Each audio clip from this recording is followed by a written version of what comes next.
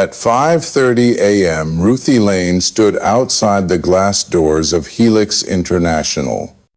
The automatic doors had not yet exhaled their usual gust of cold air, and the tailored suits were still hanging untouched on their racks. She pushed an old cleaning cart at its wheels, letting out a faint squeak that almost did not exist. Her gray uniform had faded with time, her sneakers were nearly soleless, and a neatly folded cloth was tucked into the chest pocket. That was the image people walked past without ever truly seeing. They called her the first-floor janitor. No one said Mrs. Lane. No one knew her name was Ruthie. To them, she was just part of the backdrop, a shadow that appeared early and vanished before the office began to buzz. But Ruthie did not need to be seen. For 15 years, she was never late, never asked for leave, never complained. She did her job as naturally as she breathed. Each morning, she walked through misty corridors, wiped down smudges on meeting tables, picked up breadcrumbs left behind, cleaned elevator buttons of fingerprints no one thought about, but she always noticed first.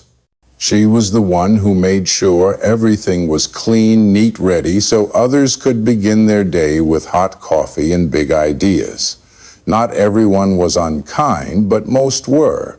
New hires, interns, those who had not yet adapted to how the company functioned, sometimes offered her a rush smile or a quick nod. But within weeks, they learned that ignoring her was part of the culture. She became invisible like the office plant in the corner, the silent clock on the wall, the bolts holding the structure together but never mentioned. Yet what no one knew was that Ruthie saw everything. She observed every step, listened to every word, felt the shift in tones, glances, and the air thick with ambition. She did not interfere, did not judge, just quietly worked. But each day she collected another piece of the puzzle, the picture of what truly existed in that place.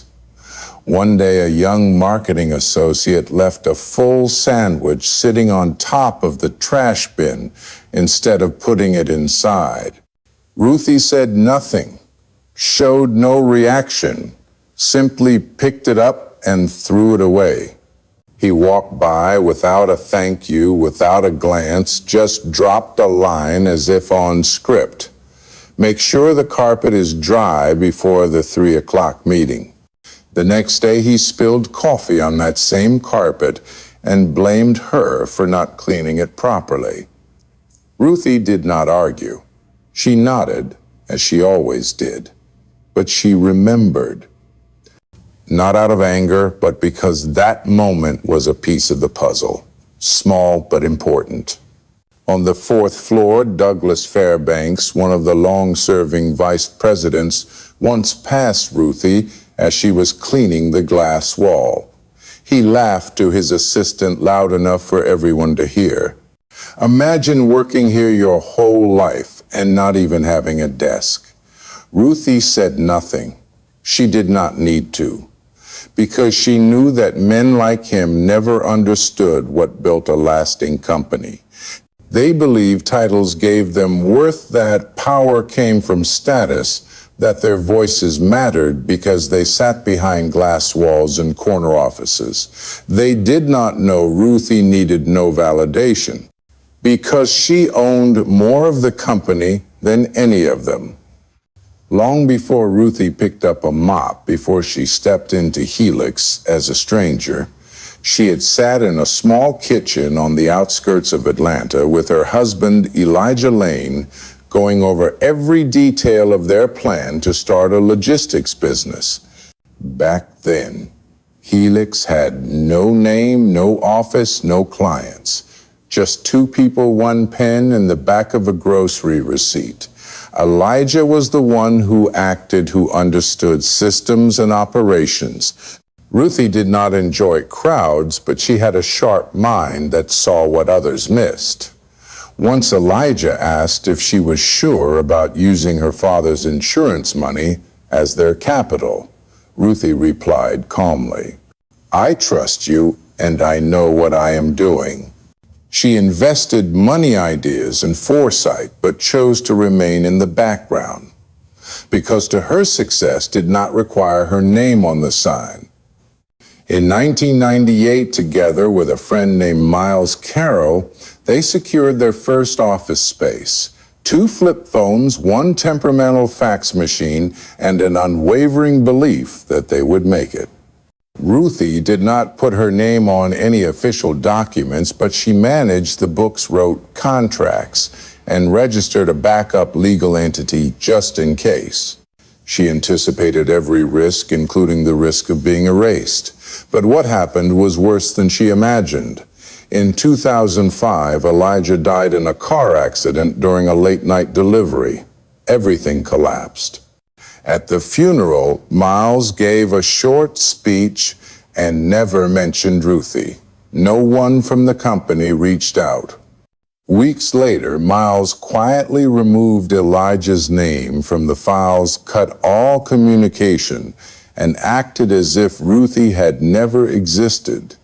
But what he did not know was that Ruthie had kept copies of everything: legal proof signatures, contracts, and ownership documents. She could have gone to court, could have shown up with lawyers and reporters and demanded an investigation, but Ruthie did not. She remained silent because she understood better than anyone that power is not in how loud you speak, but in how long you can wait before taking your shot.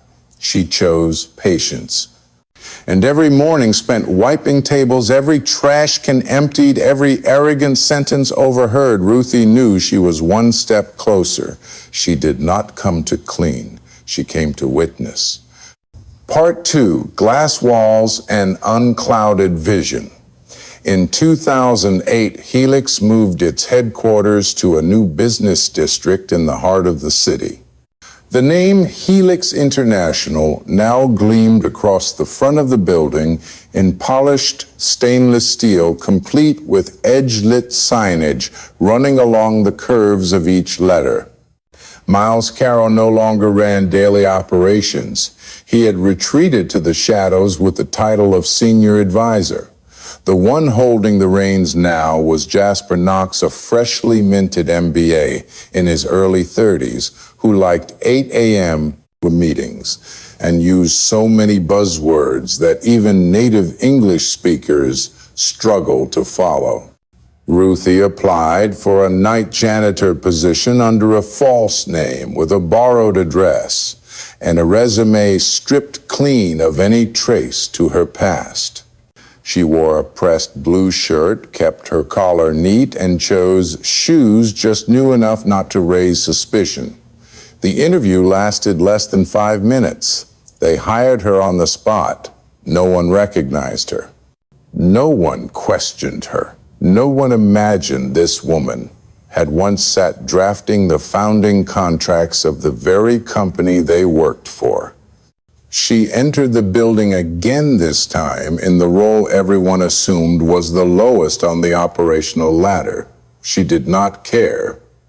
What she needed was proximity, a position close enough to listen, low profile enough to go unnoticed, and humble enough to invite carelessness in others.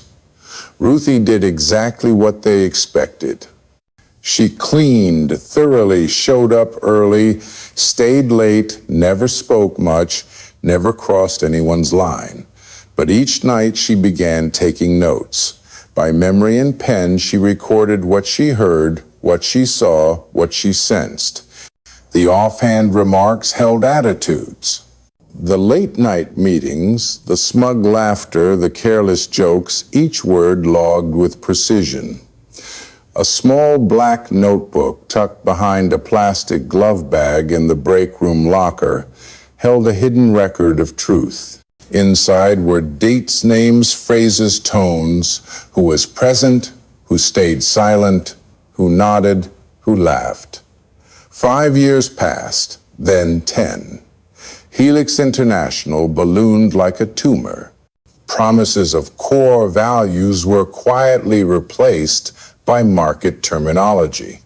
The company, once a close-knit space where people knew each other by name, had turned into a faceless machine where everyone wore a name tag, but no one looked each other in the eye. Jasper Knox called himself a pioneer. He introduced cost-cutting policies, including lunch subsidy reductions, tighter overtime restrictions, and a quiet downgrade of health coverage from gold tier to bronze tier plans without official notice. These changes happened subtly, like lowering a room's temperature so gradually that no one noticed the cold setting in. But Ruthie noticed. She was there when maintenance staff whispered they could no longer afford gas. She was there when a young HR associate cried after being told she had to deliver layoff notices to the very people who had trained her. She witnessed the silent stare of a delivery driver named Terrence Doyle, who dared to question salary gaps in a staff meeting and was dismissed without cause a week later. Ruthie did not get angry. She did not protest. She did not write complaints. She kept collecting. Each night, as she passed the sixth-floor hallway outside the executive suites, she paused long enough to hear the laughter behind closed doors. One night near midnight, she heard Knox's voice. If he does not like the pay, he can quit and go deliver food. I have dozens of resumes waiting. A woman's voice replied, likely Meredith Chandler, his senior assistant. Half of these people should be grateful we even let them inside the building. Laughter erupted. Ruthie stood still. No one saw her. She heard every word, every ounce of smugness. She was not surprised. But now she had confirmation. What she suspected was now undeniable. The company was not just off course. It had rotted from the inside. That night after her shift ended, Ruthie did not go home. She went to a small diner near the highway into a back room that smelled of paper and old light bulbs. Across from her sat Elliot Harris, the lawyer who had been with her for over a decade. The man who held every original document she had provided since the beginning. She placed a USB drive on the table. Inside were images, reports, audio files, payroll spreadsheets, internal emails, and digitized copies of her black notebook. Elliot opened the files and read in silence. Finally, he looked up. His voice as calm as always. You know, if we do this, the whole building will shake. Ruthie nodded. It is already shaking. They just have not noticed yet. Elliot nodded again. I will start drafting. Ruthie said nothing. She took a sip of water. Everything she needed was ready. The only thing left was timing. And Ruthie knew that the timing was drawing very close. On Tuesday afternoon, the third-floor hallway was quiet after a short rain. Ruthie had just finished cleaning the break room and was wheeling her cart toward the auditorium when she stopped. In the middle of the carpeted corridor lay a paper plate with a half-eaten slice of birthday cake. The frosting had melted, crumbs were scattered, and a plastic fork sat tilted as if someone had dropped it carelessly and walked away without a second thought. Ruthie bent down. Not out of exhaustion, but because something about the scene made her pause longer than usual, as if the plate was more than trash to clean up, as if it were a message, a test, or worse, an invisible insult. Footsteps echoed at the end of the hallway. Before Ruthie could straighten up, Jasper Knox's voice rang out soft but edged with contempt. You missed a spot. Ruthie turned her head but said nothing. He walked closer, hands in his pockets, wearing that familiar half smile. Over there, right by the spot you just cleaned.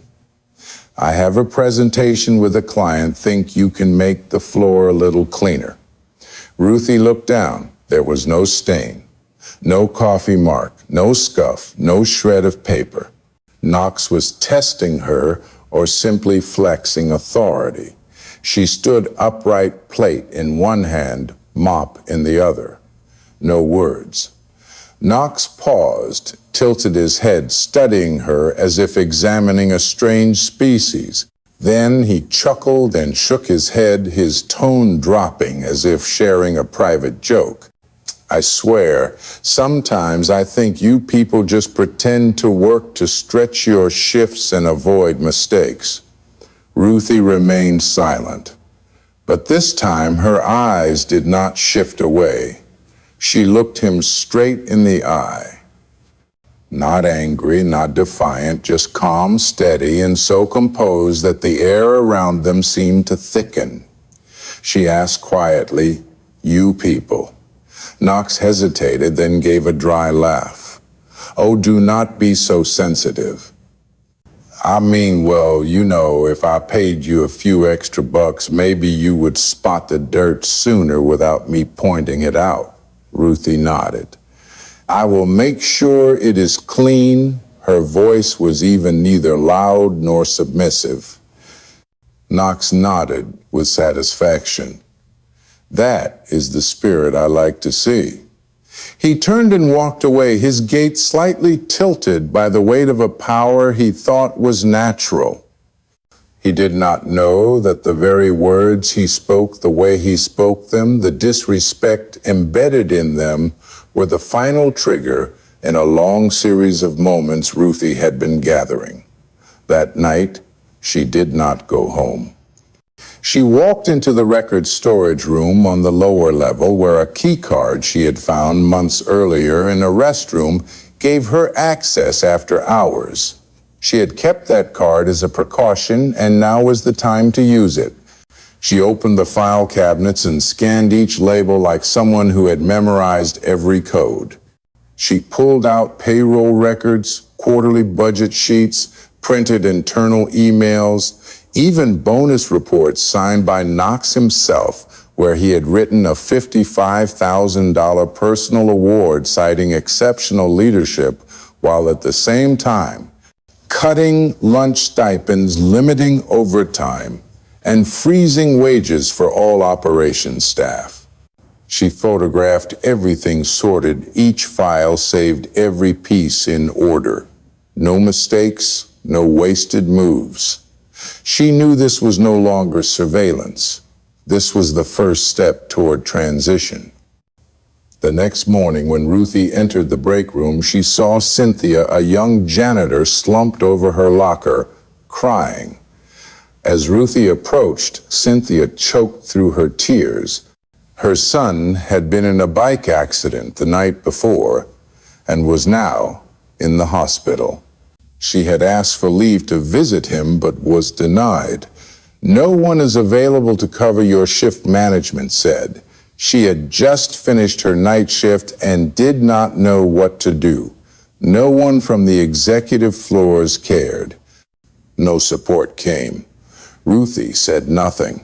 She simply sat beside her, placed a hand on her shoulder, and held it for a moment. Then she stood, walked into the hallway, and pulled out her phone. She called Elliot. His voice on the other end was still groggy. Ruthie said calmly, "It is time." Elliot did not ask questions. He simply replied, "I will get started. It will be messy," Ruthie answered.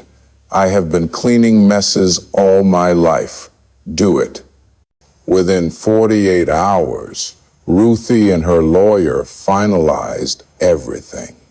Legal Files shareholder notices documents proving Ruthie's controlling interest in the company and evidence of misconduct by Knox and several senior executives. She requested an emergency shareholder meeting. No one in upper management knew. No assistant had been warned. No one noticed as Ruthie entered the office that Thursday morning in a charcoal coat, her hair neatly tied, wearing leather shoes that had never stepped into the janitor's closet. She did not glance at her old cleaning cart, did not stop by the restroom.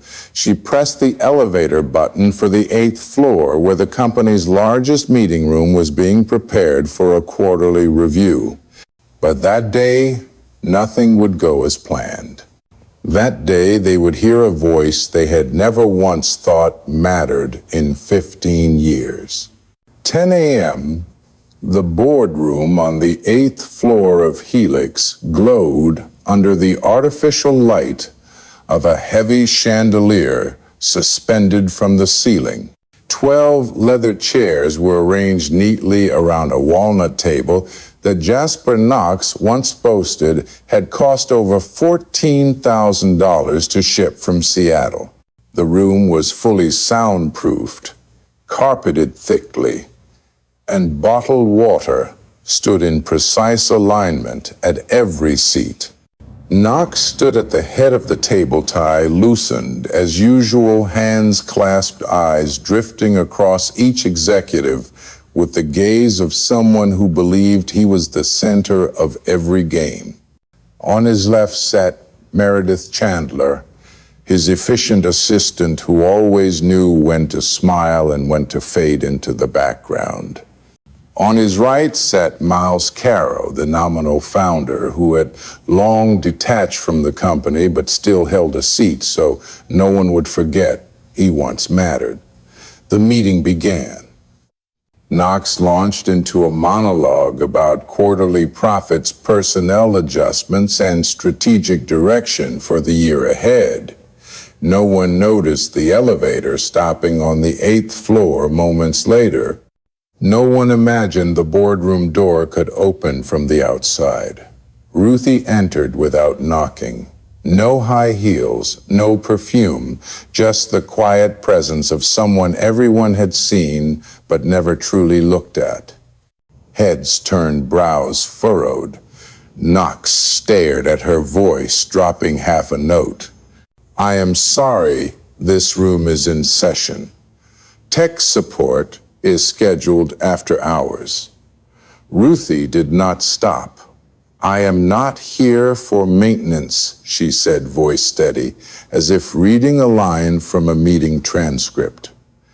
"I am here to initiate a vote."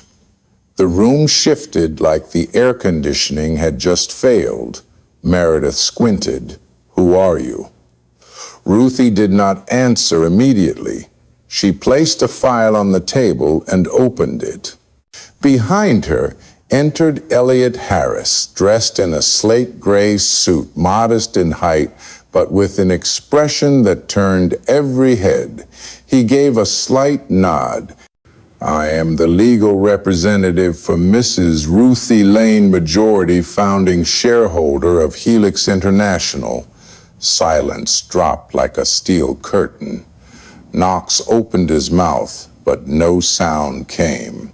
Ruthie drew out the documents one by one, originals bearing signatures, transfer records dated 1,998 notarized ownership papers issued after the death of Elijah Lane, and a clause that allowed a founding shareholder to demand an emergency session if there was evidence of executive misconduct affecting company culture and employee welfare.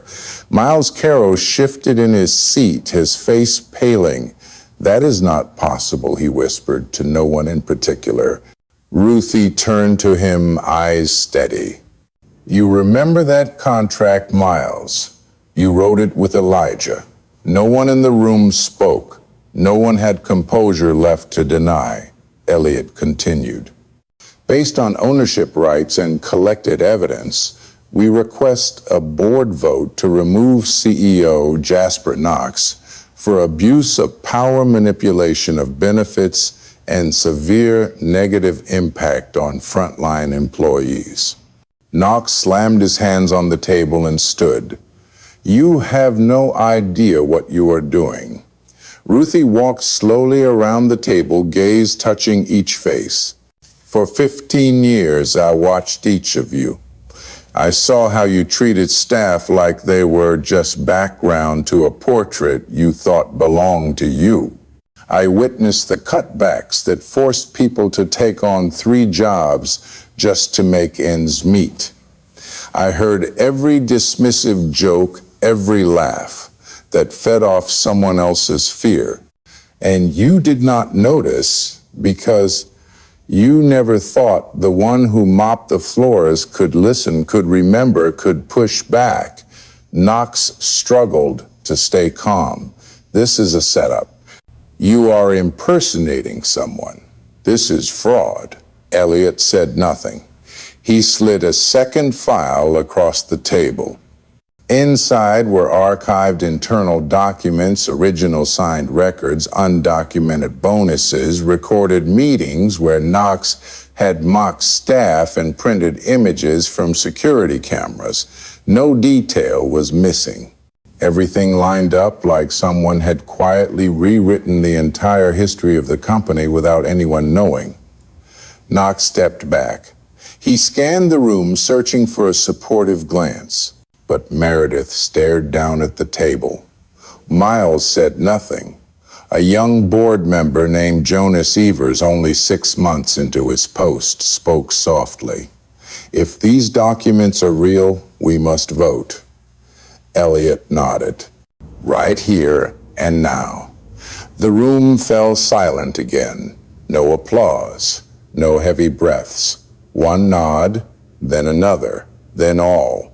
Ruthie stood tall, no triumph, no trembling. Just a woman who had waited 15 years for this exact moment. Elliot placed the notice before Knox. Your contract is officially terminated. Security has been alerted. Knox looked at them in disbelief. He pulled out his phone, but no one moved. He let out a dry laugh, his eyes red. Who do you think you are to pull this off? Ruthie looked straight at him. I do not think so. I know. I am the one who built this company. You are the one who stained it. Security arrived. They did not need to touch him. Knox walked out, phone in hand, shoulders hunched, eyes fixed on the carpet. Meredith followed in silence. Ruthie turned to the room. I did not come to take over. I came to remind you of the people you forgot, the ones who held this place together without ever being called by their name. 3 days after the board meeting, a new nameplate was installed in the ground floor parking lot of Helix, marking the space closest to the main entrance. A simple metal plaque, no gold trim, no polished wood frame, with only 2 lines engraved, Ruthie Lane, Acting Executive. On Monday afternoon, she drove her old car, the same one that had stayed with her for over 10 years, and parked there for the first time. No one greeted her, no red carpet, no clapping hands. But inside the building, someone noticed. The lobby guard straightened up as she passed. A young intern near the elevator bowed his head slightly. Just a moment then, everything returned to routine. Ruthie did not pay attention. She stepped into the elevator, no longer looking at the panel like someone who always pressed the basement floor. She pressed 8, held her head high, clutching a bag with unfinished documents. That ride-up no longer carried a janitor. It carried someone about to change the way this company was run. Knox's former office had been cleared, the heavy abstract painting had been taken down, a fresh beige coat covered the walls. The carpet had been cleaned but still smelled of bleach. Ruthie stepped in, did not sit, did not flip through files, did not summon an assistant. She stood in the middle of the room, gazing through the large glass panel at the gray sky. Below was the parking lot she once crossed each day in her faded uniform, while others hurried past as if avoiding the gaze of someone unseen. She did not feel victorious. She only felt time. The years of accumulation, step by step, each silent move, each deliberate, quiet act had led to this moment. But Ruthie had not come to sit in a chair. She had come to listen. At 9:30 a.m., she held a meeting, not with the board, not with the upper managers. The invitation list was sent to all operations staff, from warehouse crews, drivers, receptionists, technicians, logistics, to customer service reps. No registration needed, no resumes. Only one condition to have once been overlooked in at least one meeting. The ground floor auditorium was expanded. Chairs lined up in rows. No projector, no host, no slogans. When Ruthie walked in, whispers floated in the air. Some murmured, some hesitated eyes flickered with doubt. No one knew what was about to happen. No one quite believed it was real. She stood at the center, no microphone, no speakers. She began with a thank you.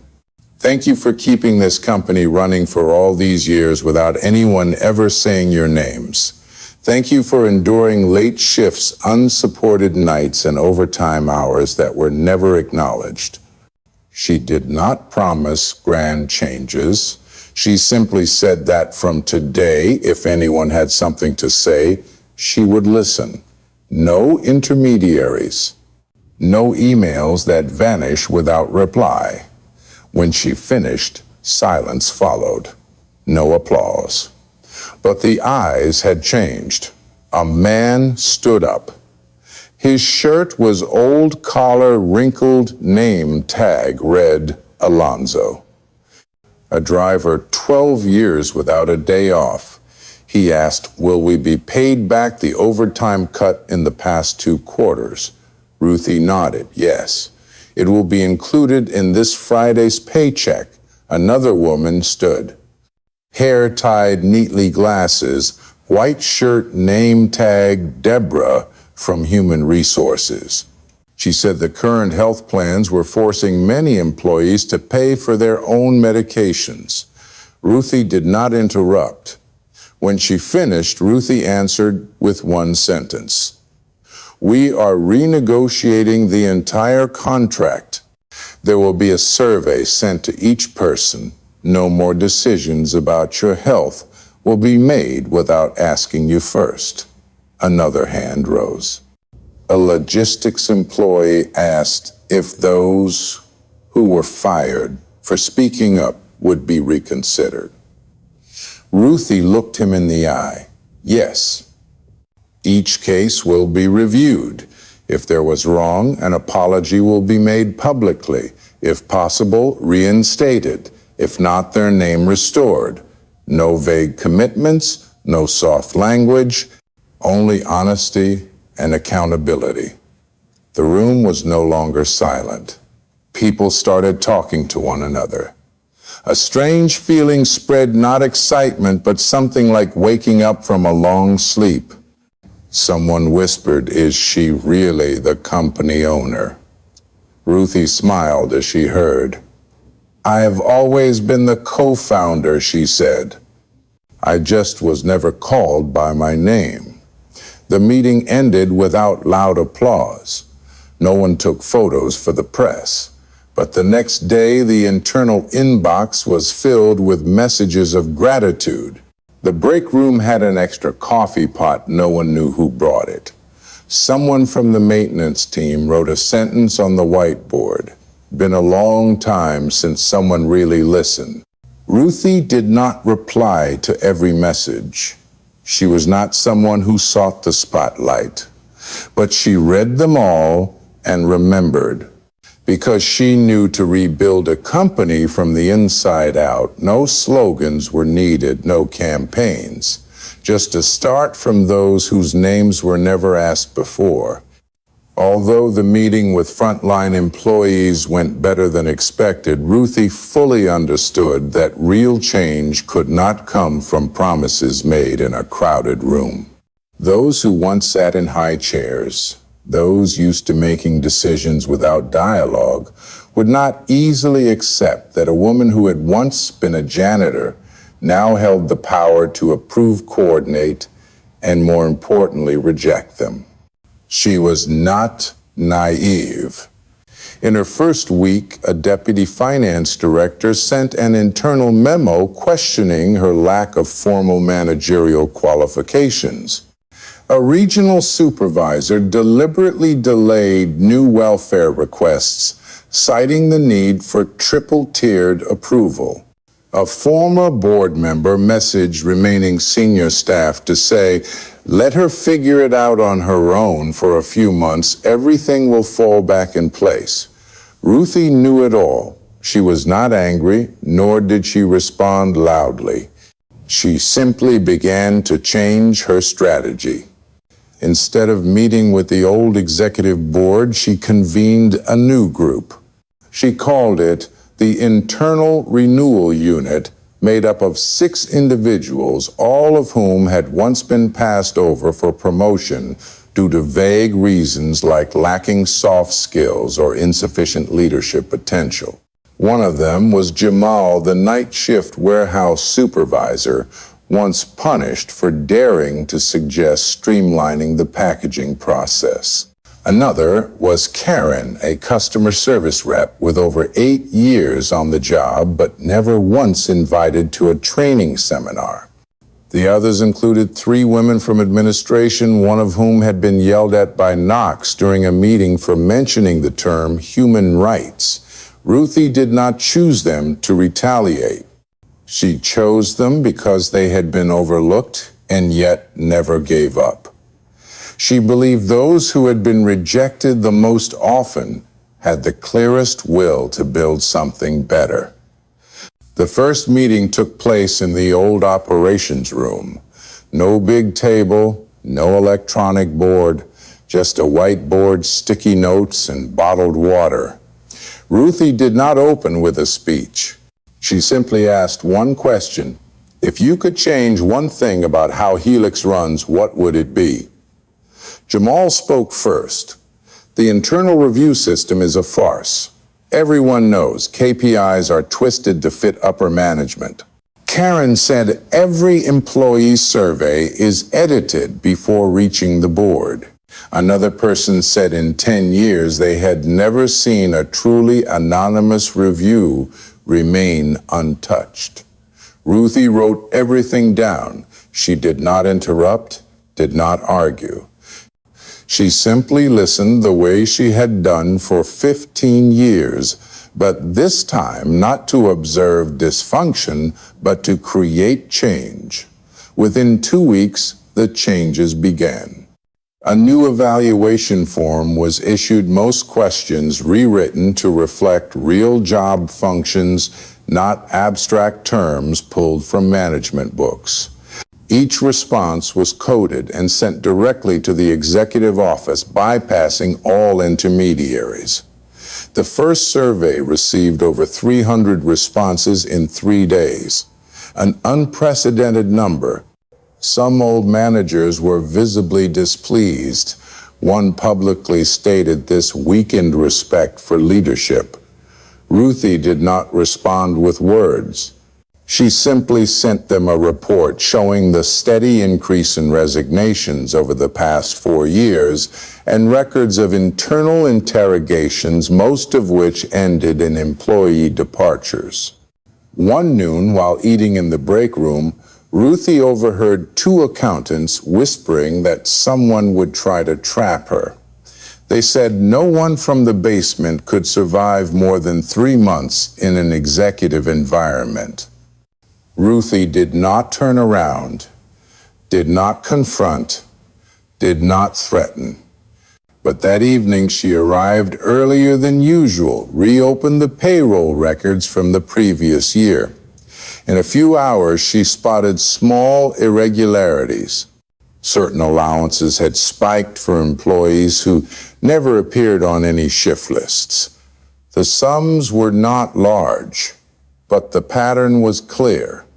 She flagged them, compiled a separate report, and sent it directly to the legal department. The next morning, an internal announcement was sent to all employees. Helix would conduct a full audit of its finance and HR systems over the next 3 months. All irregular expenditures would be investigated. All willful violations would be dealt with under labor law. The notice was not signed by Ruthie, only stamped by the new oversight unit, but everyone knew. Within a week, 2 people resigned.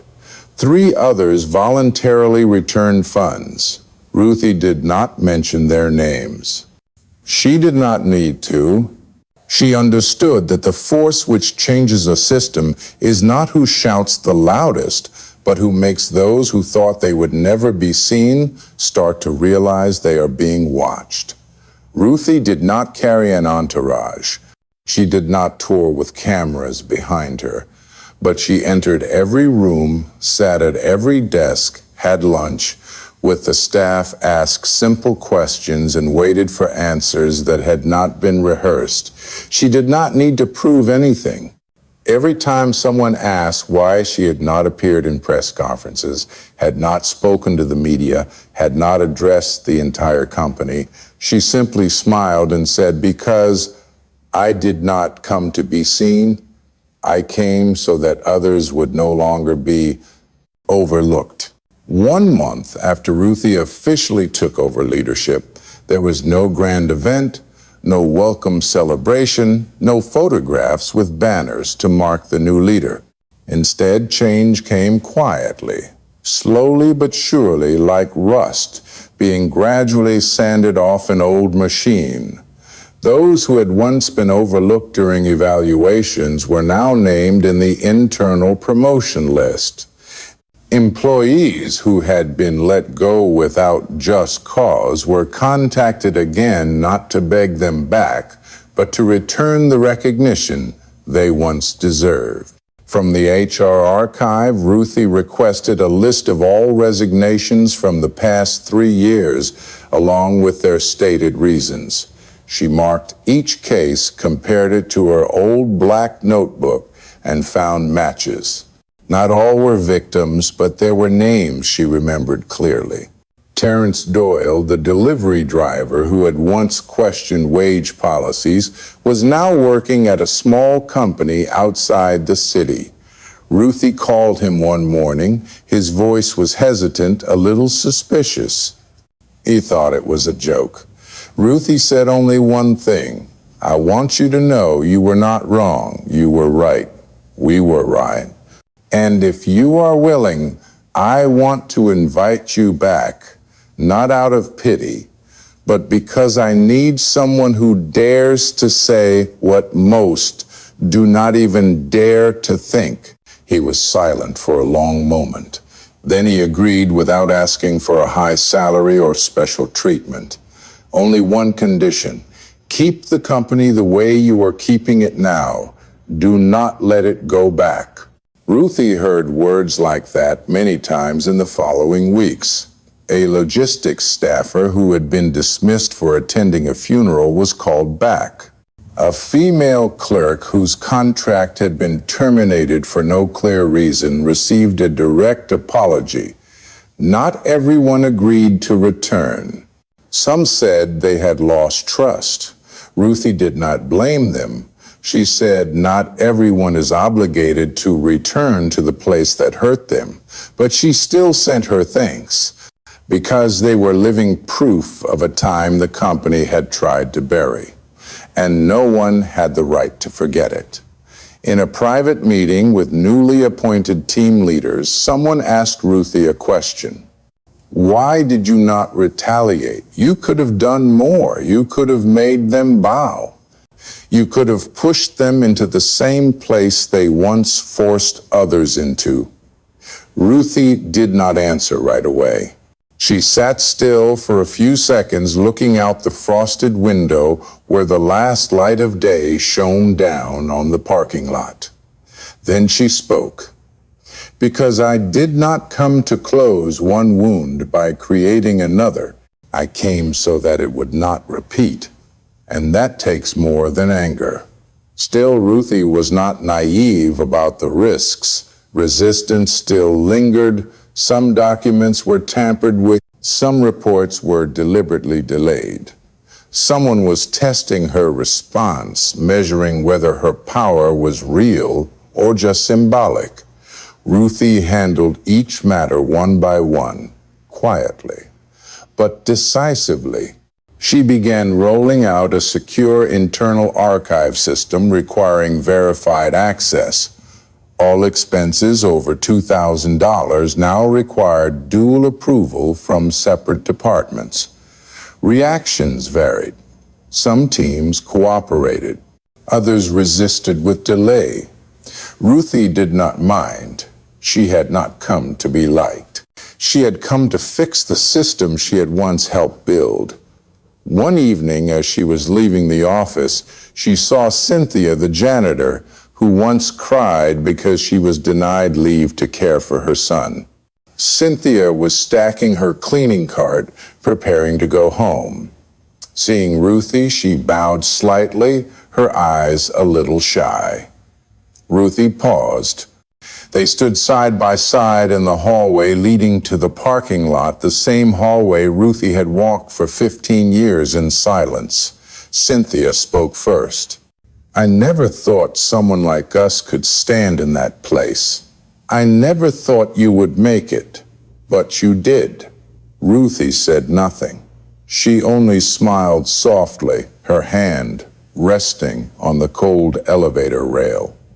Then she said, "We do not need to stand there to prove anything. We just need someone to understand that our position does not define our worth.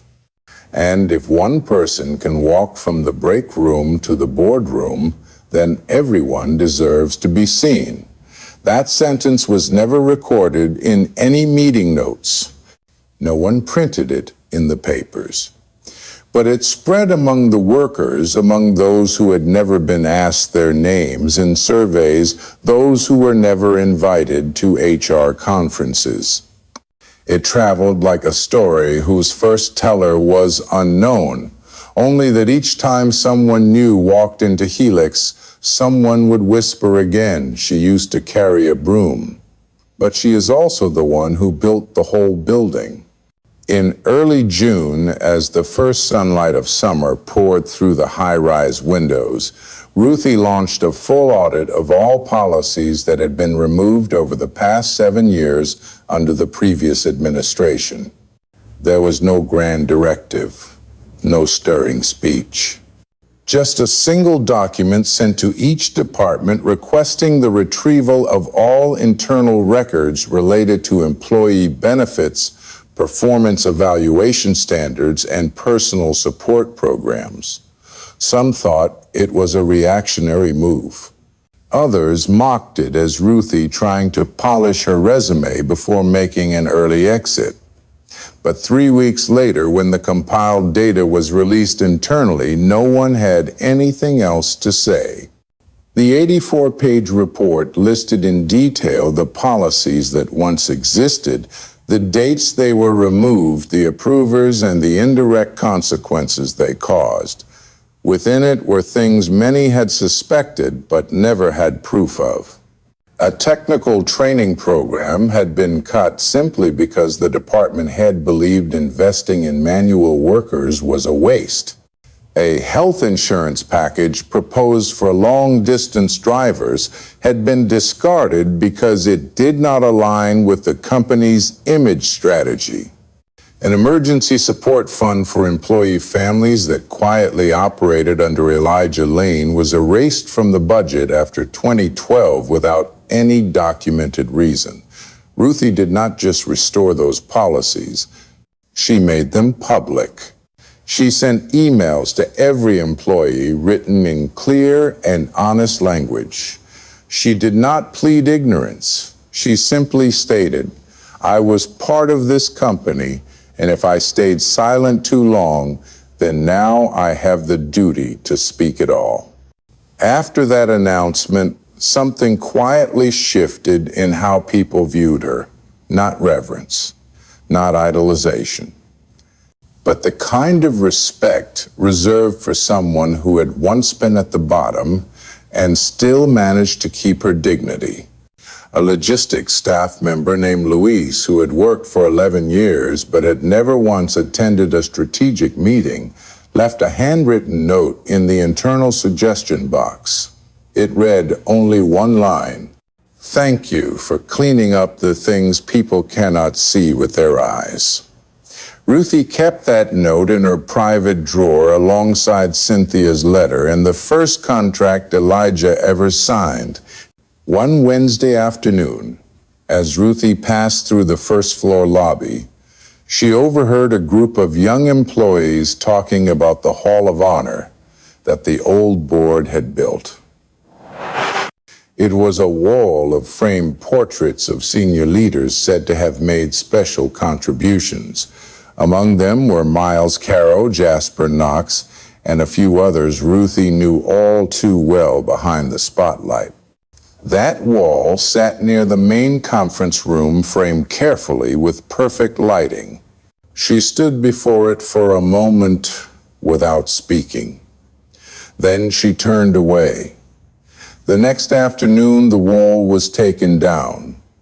In its place was a blank white space. No one asked. No one explained. But a few days later, a new set of photos appeared. They were not close-up portraits. No names were listed.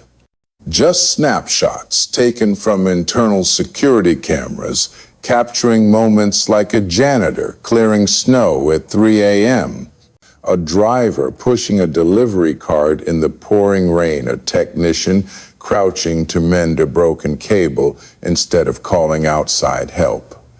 Beneath each photo was a single line. No need to know their name, just remember their effort.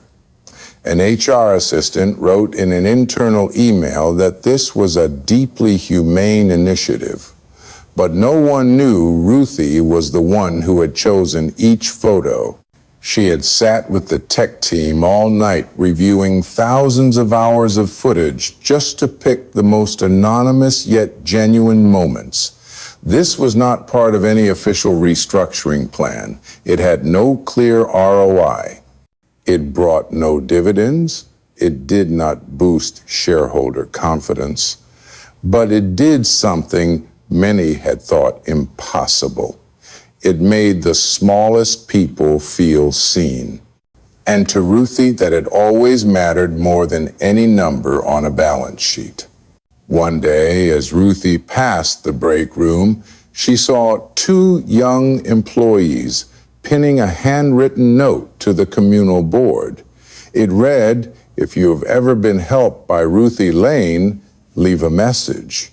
Within 2 days, the board was full. Not with fancy words, just simple truths. She stopped to ask if I was okay when I thought no one noticed. She remembered my name when I could not remember my own name tag. She did not say much. She just did. Ruthie did not read every line. She did not need to, because she had not come to be thanked. She came so that those who had never had a place in the company's story could finally have their names written in. And she knew well that those names, even if not carved in gold, were the true bricks that held up the entire building. A question began to circulate through hallway conversations, internal messages, and even in the curious glances cast when Ruthie stepped into a meeting room. It was not about work performance, nor was it a challenge to her ability to lead. It was something everyone had thought of, yet no one dared to ask directly. Why did she wait until now? Why did she stay silent for 15 years? No one said it to her face. They only whispered. Some thought she was afraid. Some thought she was weak. Some even said that if she had stepped in sooner, many could have been spared from being laid off, exploited, or losing their faith in this place. Ruthie knew of these words, and she did not avoid them.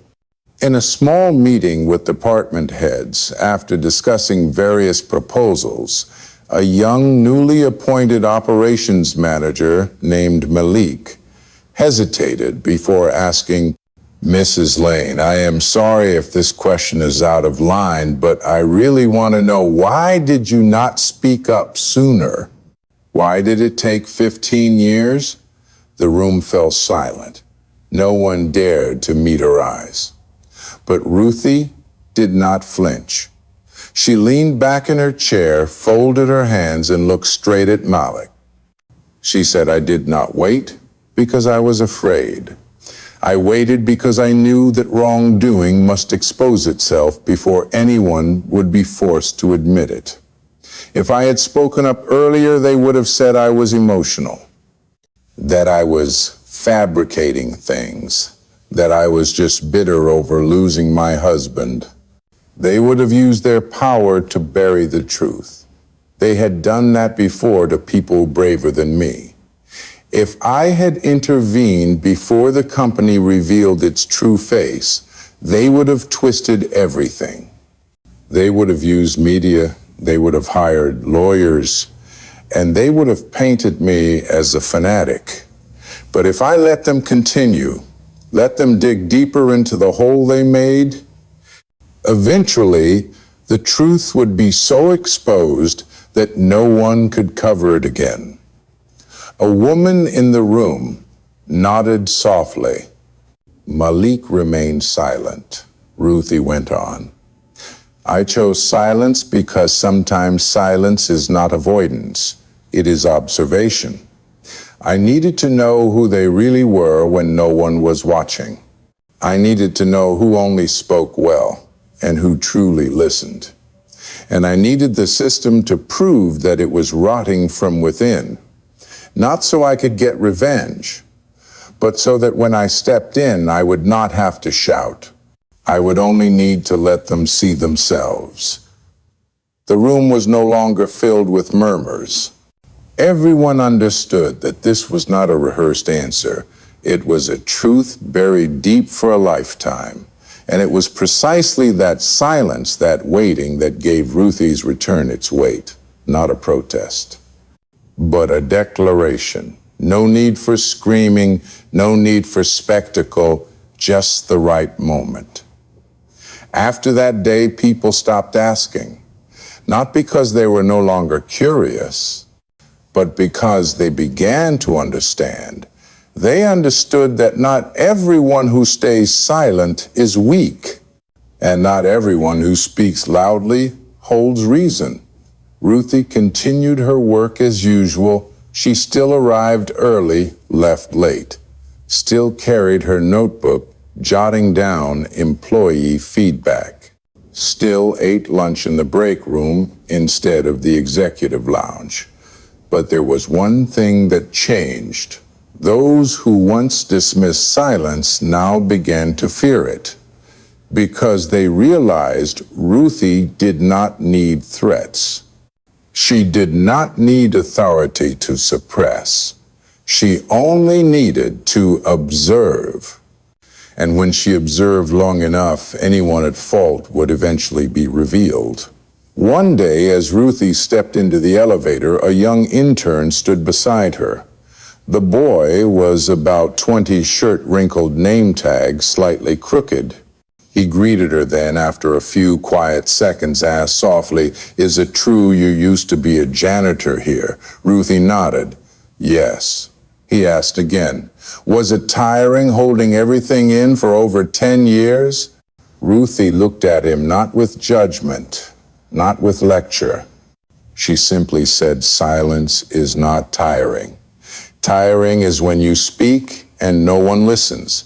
So I waited until people were ready to hear. Then I did not need to speak loudly. The boy nodded, then stayed quiet for the rest of the ride down to the first floor. That was how Ruthie answered every question. never with grand speeches, but with presence, with persistence, with observation. And when the time came, with precision. No one could deny anything when all the evidence was laid out in front of them. And all the voices that had once been silenced were finally heard loud and clear. 1 year after Ruthie Lane walked into the boardroom with her old leather bag, Helix Logistics was no longer the name that made people shudder. It had not become a paradise, nor had it turned into a symbol of idealism. But slowly it became a place where people could breathe, a place where one no longer had to bow just because of a job title, a place where the gatekeeper was asked about his shift like a real person, not just a name on the duty roster. Ruthie no longer held the CEO title. She stepped down exactly 12 months after that fateful board meeting. There was no pressure, no forced reason to leave. She simply said one thing: I do not want to sit in the very chair I once wished had never existed. She knew she was not born to lead. She was born to remind people that to lead is to serve, not to rule. And when that reminder had been heard loud enough, she knew it was time to leave. At the simple farewell gathering, there were no giant screens, no recap videos. Just an old meeting room cleaned with care, a few dozen people seated in a circle, and Ruthie standing in the center with no podium, no microphone, and no flowers. She said, I came here with a mop in hand and I leave with empty hands. Not because I lost something, but because I never needed anything from this place. All I did was return what never should have been taken from others. The room was completely silent. There were no rounds of applause. But every pair of eyes followed her. As she walked out of that room, a young employee ran after her and handed her a small box. Inside was a miniature mop handmade from scraps of cloth glued and sewn together. The girl said, this is the symbol we want to keep, to remind us that the one who cleans is not beneath others, but the one who can clearly see what must be fixed. Ruthie held that box in her hands the entire ride home. In the car, she said nothing. She just rolled down the window, letting the wind carry away a part of the life that had passed. Not to forget, but to make space for something new. She did not return to her old home. She moved to a small apartment on the outskirts of the city with just a wooden table, a bookshelf, and an old radio. Every morning she made coffee, read the news, and sometimes walked to the market like any ordinary person. From time to time, someone would recognize her. A few young people who had once interned at Helix ran up and asked if she was truly Ruthie Lane. She just smiled. Sometimes she nodded. Sometimes she shook her head, because to her titles no longer mattered. Some asked if she planned to write a book. She shook her head. Some asked if she would start a leadership class. She remained silent. And some simply said thank you for not staying silent forever. She nodded. That was the only thing she truly needed to hear. Years later, a student in business school discovered her story through a father who once worked security at Helix.